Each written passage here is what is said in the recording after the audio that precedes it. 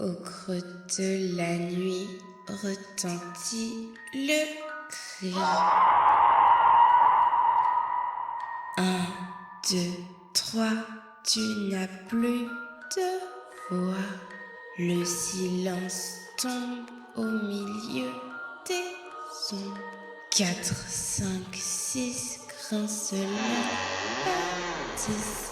La famille est morte. Ferme bien ta porte.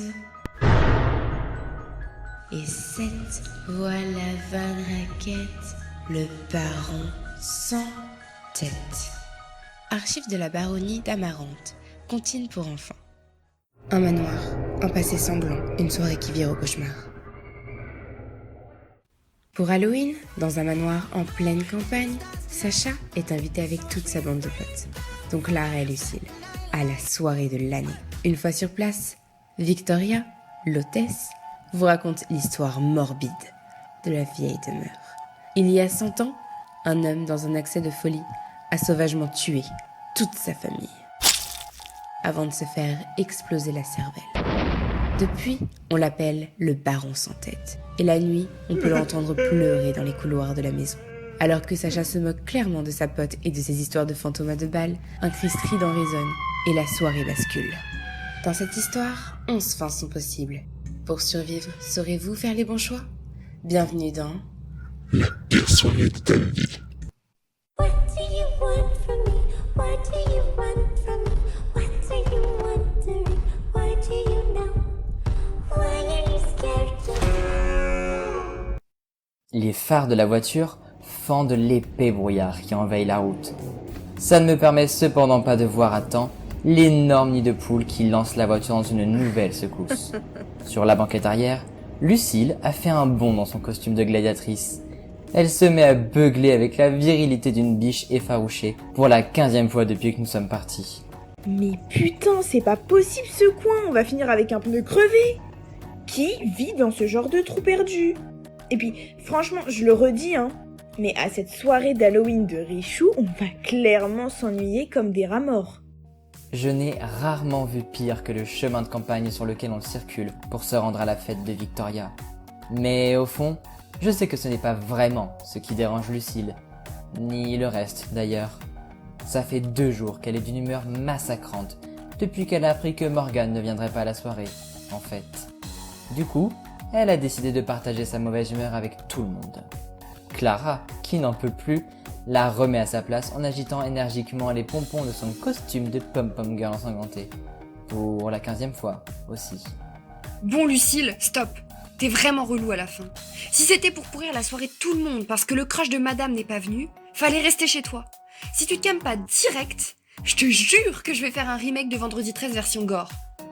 Elle ne répond rien et se mure dans le silence. Clara a vraiment le don de canaliser les sautes d'humeur de Lucille. Comme tu les connais par cœur, tu sais que la relation qu'elles ont eue il y a moins d'1 an, et à laquelle Clara a mis un terme, y est pour quelque chose.